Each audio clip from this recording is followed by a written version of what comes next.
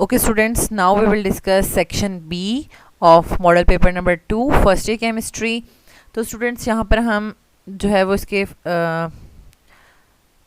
Short question start करते हैं। Justify the following, 1 mole of carbon dioxide, methane and water has different message but have same number of molecules. ये ए part है और इसी का दूसरा पार्ट है energy of 3D subshell is greater than 4s। तो स्टूडेंट्स ये बहुत ही सिंपल क्वेश्चन है और एक्सरसाइज के क्वेश्चंस हैं। फर्स्ट क्वेश्चन में जो है वो डिफरेंट नेचर की वजह से तमाम के 1 मॉलिक्यूल जो है वो 1 मोल जो है सेम नंबर ऑफ मॉलिक्यूल्स के इक्वल होंगे, बट सबकी जो है कंपोजिशन डिफरेंट है। दूसरा जो है वो n+l रूल आपने लिखना है इसमें। सेकंड क्वेश्चन जो है वो सिंपल स्टॉक्योमेट्रिक कैलकुलेशन का क्वेश्चन है और बहुत ही ईजी है। नेक्स्ट थर्ड क्वेश्चन है स्टूडेंट्स, थर्ड क्वेश्चन में थोड़ी मिस्टेक है, इसको आप नोट डाउन कर लें। यहाँ पर देखें स्टूडेंट्स, सिलिनाइड जो है वो आपके पास Se-2 में है जो कि न्यूट्रल में जा रहा है, ठीक है। और ये बेसिक मीडियम में इक्वेशन जो है वो बैलेंस हुई हुई है और चार्जेस दोनों तरफ बैलेंस नहीं है, लेफ़्ट और राइट। लेफ़्ट साइड पे हमारे पास 2 to the 4 और 2 to the 4 -8 चार्जेस हैं और राइट साइड पे -6 चार्ज हैं, ठीक है। तो अगर आप नेट पे इसको सर्च करें S2O3-2, ठीक है, इसके ऊपर -2 चार्ज आता है। तो E0 ऑफ द सेल जो है वो आपके पास दी हुई है और आपको सल्फाइड की भी दी हुई है E0 और आपको सिलीनियम की कैलकुलेट करनी है। तो स्टूडेंट्स ये एक तरीके से SLO बेस्ड है और कंसेप्चुअल क्वेश्चन है, क्योंकि आपकी बुक में जो है वो सीधा इलेक्ट्रोड्स की जो है वो पोटेंशियल्स दी गई हैं और जो है वो आपको E0 of the cell calculate करने का कहा जाता है। लेकिन ये जो है वो एक डिफरेंट है और कंसेप्चुअल बेस्ड क्वेश्चन है कि E0 of the cell already दी हुई है और आपको खुद से ही पहले बताना है इक्वेशन को 2 हाफ्स में डिवाइड करके कि जो है किस में ऑक्सीडेशन हो रही है और किस में रिडक्शन हो रही है, ठीक है। तो फिर आपने E0 of the cell is equals to cathode minus anode वाला फॉर्मूला लगाना है, ठीक है।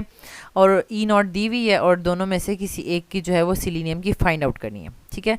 तो मैं अभी आपको बता देती हूँ, ये जो सोल्यूशन है इसमें थोड़ी मिस्टेक है, ठीक है। यहाँ पर देखें, यहाँ पर भी रिएक्टेंट में भी चार्जेस में मिस्टेक है, प्रोडक्ट में भी चार्जेस में मिस्टेक है।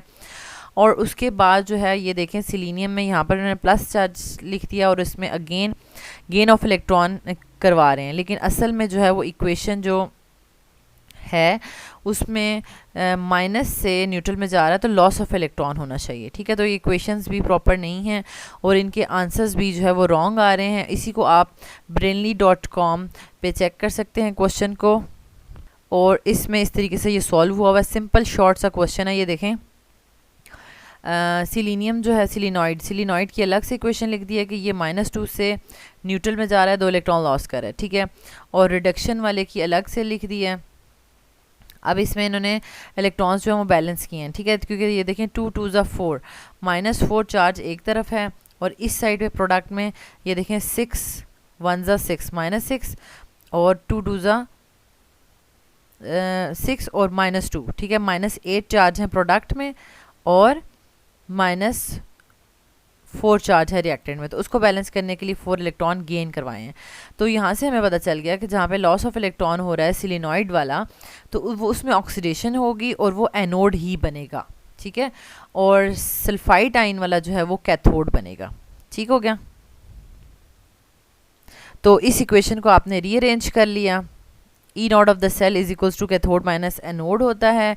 E0 ऑफ द सेल जो है वो राइट साइड पे ले आएंगे और एनोड वाला जो है वो लेफ़्ट साइड पे ले जाएंगे। अरेंज किया तो -0.92 जो है वो E0 ऑफ द सेल आ रही है, लेकिन जो है वो सॉल्व्ड में ये आ रही है, ठीक है। तो इसमें एक मिस्टेक है, तो आप इसको खुद भी चेक कर सकते हैं और मुझे कमेंट में ज़रूर बताइएगा कि -0.22 जो है वो करेक्ट आंसर है या -0.92। ओके, नेक्स्ट हमारे पास जो क्वेश्चन है question number 4, what is metallic bond, describe the electron sea theory. ये भी सीधा क्वेश्चन है, ठीक है। How Moseley used x-ray spectrum to predict the atomic number of the elements. ये आपने मोज़लेस लॉ एक्सप्लेन भी करना है। Give one use of x-ray in medical field and chemistry, उसकी एप्लीकेशंस आ गई हैं। The species have bond angles, these prove by VSEPR theory. अब देखें वेस्पर थ्योरी के क्वेश्चंस मस्ट पेपर में आएंगे, तो ये तो सीधा आ गया है, तो कॉन्सेप्चुअल भी पूछा जा सकता है, ठीक है। और इनके एंगल्स क्यों डिफरेंट हैं। और फिर आपके पास आ जाता है briefly describe the shape of the sub shell when the values और ऑफ एल आर 0 1 एंड 2। देखिए जब 0 होगी तो वो एस ऑर्बिटल होता है, और फिर 1 में जो है वो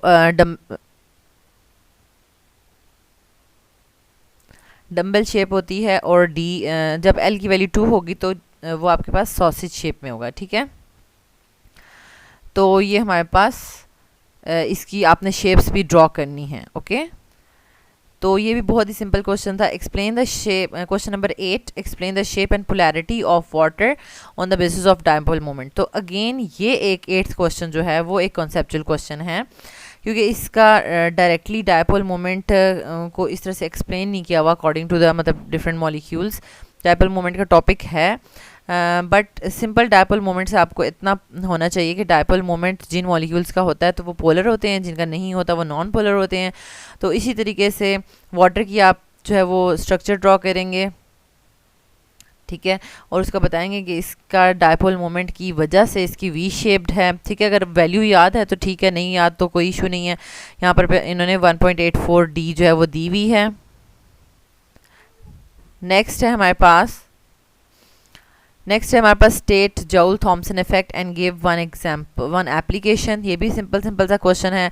question number 10, boiling point of hydrogen fluoride is low as compared to the water. तो स्टूडेंट्स ये आपके पास चैप्टर नंबर 5 लिक्विड्स में हाइड्रोजन बॉन्डिंग का जो टॉपिक है उसकी एप्लीकेशन है थर्मोडायनामिक प्रॉपर्टीज़। ठीक है, तो उसमें से सीधा जो है कॉन्सेप्चुअल क्वेश्चन बना हुआ है, लेकिन वहाँ पे ऑलरेडी ग्राफ बनाकर इसको एक्सप्लेन किया हुआ है। ठीक है, यानी इसमें हाइड्रोजन फ्लोराइड का क्या होता है कि एक मॉलिक्यूल का दूसरे मॉलिक्यूल के साथ जो है वो 1 हाइड्रोजन बॉन्ड पर मॉलिक्यूल होता है, लेकिन वाटर में 2 लॉन पेयर्स और 2 पार्शियल पॉजिटिव हाइड्रोजन्स की वजह से 2 हाइड्रोजन बॉन्डिंग जो है वो पर मॉलिक्यूल होती है विद नेबरिंग मॉलिक्यूल। ठीक है, तो इसको आप ड्रॉप भी कर दें। नेक्स्ट है आपके पास briefly describe the factors on which London dispersion forces depend. ये भी सीधा क्वेश्चन बना हुआ है। Give 3 properties of the covalent crystals.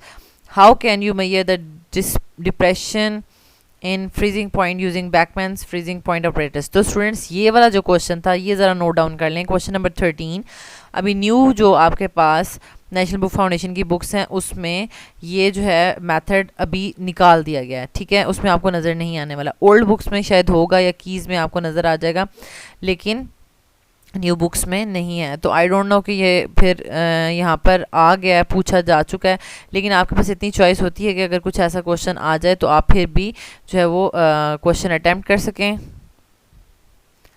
तो स्टूडेंट्स ये एक ऐसा क्वेश्चन है जो मैंने रेफरेंस बुक्स में भी चेक किया है, वहाँ पे भी मुझे ये मेथड नहीं मिला, लेकिन ओल्ड बुक्स में बैकमैन्स फ्रीजिंग मेथड जो है वो हम स्टूडेंट्स को पढ़ाते थे, लेकिन अभी न्यू बुक में मुझे नज़र नहीं आया। ठीक है, तो इस क्वेश्चन को आप छोड़ दें। नेक्स्ट आ जाता है question number 14, what is the oxidation number of the relevant atoms on each of the following equation. State which atom is oxidize and which is reduce. सीधा आपको कहा जा रहा है कि इसमें ना सबकी ऑक्सीडेशन स्टेट्स लिख दें। ठीक है, नेक्स्ट आ जाता है आपके पास, जब आप ऑक्सीडेशन स्टेट्स लिख देंगे तो आप एरो लगाकर बता सकते हैं कि कौन ऑक्सीडाइज हो रहा है और कौन रिड्यूस हो रहा है।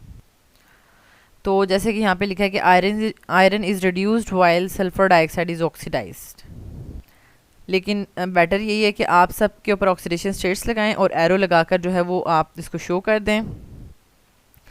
नेक्स्ट जो है वो आपके पास enthalpy change formation of propanol जो है का न्यूमेरिकल है। ये थर्मो डायनेमिक्स के न्यूमेरिकल्स हैं जो कि अलग से मैं वीडियोस उस चैप्टर पे अपलोड करूँगी, तो आप जो है वो उसके न्यूमेरिकल्स आपको बहुत अच्छे से आ जाएंगे, क्योंकि ये थोड़ा एक्सप्लेन करने वाले हैं तो वीडियो यहाँ पर बहुत ज़्यादा लेंथी हो जाती है। ठीक है, नेक्स्ट आपके पास आ जाता है क्वेश्चन नंबर 16। तो यहाँ पर ये देखें, the dissociation constant of N acid is a measure of its strength, derive an expression for the dissociation constant of N acid. ठीक है, तो इसके लिए आपने इक्वेशन डिराइव करनी है। ठीक है, एसिड डिसोसिएशन कांस्टेंट यानी कि ए के लिए आपने इक्वेशन लिखनी है। तो ये बहुत ही आसान है, आपने सिंपल क्या करना है, यहाँ पर देखें ये डबल हेडेड एरो के साथ आपने रिवर्सिबल रिएक्शन लिखा, केसी का एक्सप्रेशन लिखा। ठीक है, प्रोडक्ट ओवर रिएक्टेंट्स लिखा। प्रोडक्ट्स में जो हमारे पास रिएक्टेंट्स में जो वाटर होता है वो एक्सेस में होता है, तो इसको हम केसी के साथ मल्टीप्लाई कर देते हैं जो कि कन्वर्ट हो जाता है के ए में। ठीक है, that is acid dissociation constant. तो ये देखें बिल्कुल सिंपल और इजी सा क्वेश्चन है।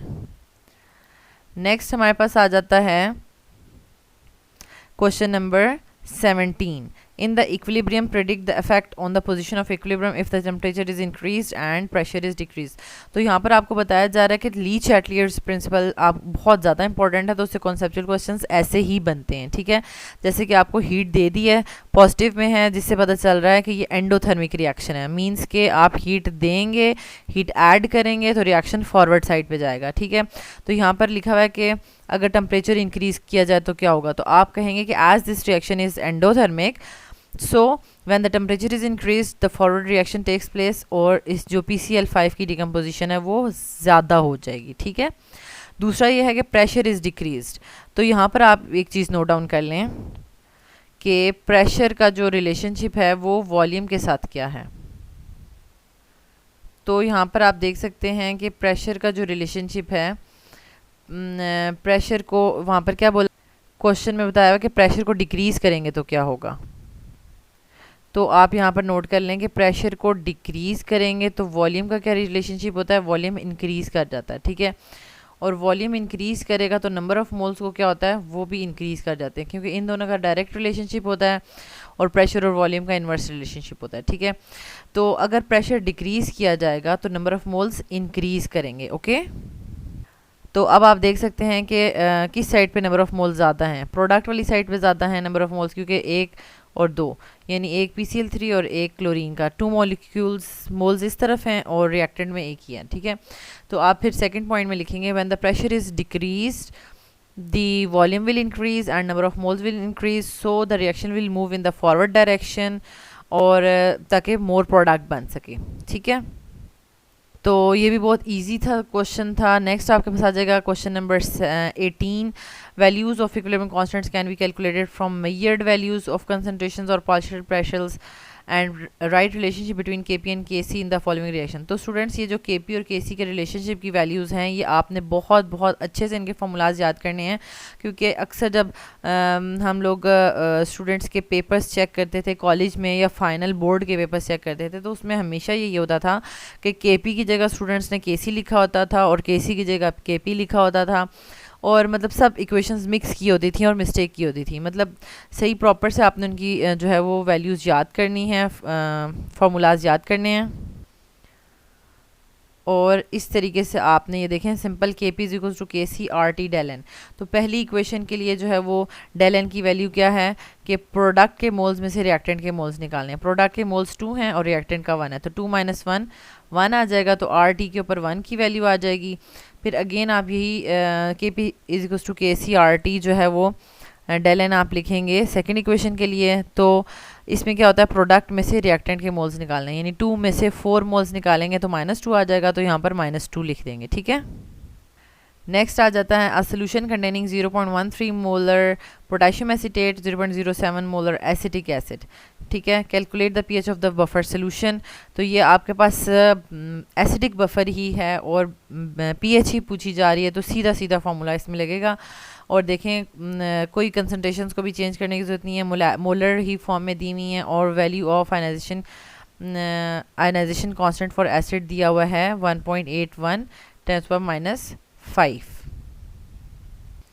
तो इसको सबसे पहले सिंपल आपको Ka दिया हुआ है तो उसका pKa आपने फाइंड आउट करना है, ठीक है। और उसके बाद आपने इसको जो है वो इक्वेशन में पुट करना है, pH is equals to pKa plus log salt over acid, salt की कंसनट्रेशन ओवर एसिड की कंसनट्रेशन, और pKa की वैल्यू तो pH 5 आ जाएगी। और लास्ट में क्वेश्चन नंबर 20 है, calculate the molarity of 4.6% weight by weight solution of sodium hydroxide.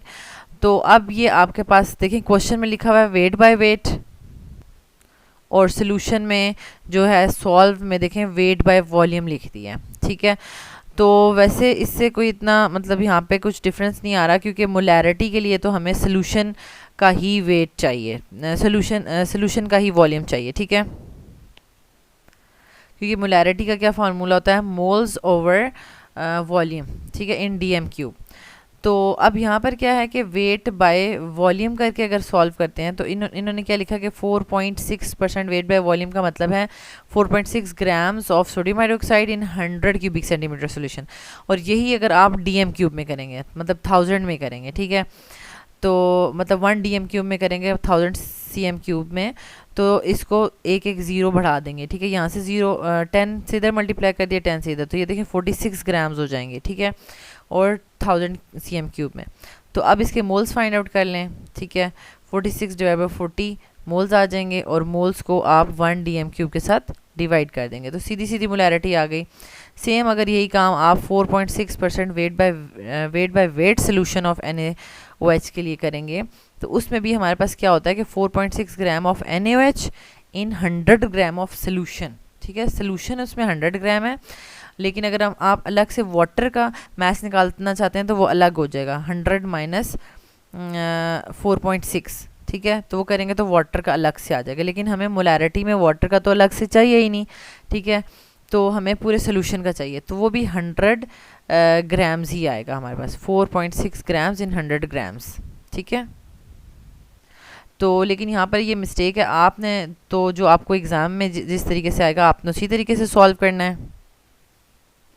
तो स्टूडेंट्स यहाँ पर हमने कंक्लूड किया कि तीसरा और 8वां जो है वो कॉन्सेप्चुअल क्वेश्चंस थे, थर्ड, ठीक है, ई नॉट ऑफ द सेल इन्होंने काफ़ी कॉन्सेप्चुअल क्वेश्चन बना के पूछा हुआ था, और जो डायपोल मोमेंट जो है वाटर वाला पूछा है वो भी थोड़ा कॉन्सेप्चुअल ही था, लेकिन जो 13 क्वेश्चन है ना depression in freezing point calculation, तो ये बुक में है ही नहीं, तो इस तरह का क्वेश्चन जो है वो आप अटैम्प्ट नहीं कर सकते जो कि आपने बुक में नहीं पढ़ा हुआ, ठीक है। तो आई होप सो कि आपको जो है वो सेक्शन भी बहुत अच्छे से समझ आ गया होगा, कॉन्सेप्चुअल वे में आपने इनको क्लियर कर लिया होगा, आपने इनकी बहुत ज़्यादा अच्छी प्रैक्टिस करनी है। Now we will see the section C of this model paper number 2।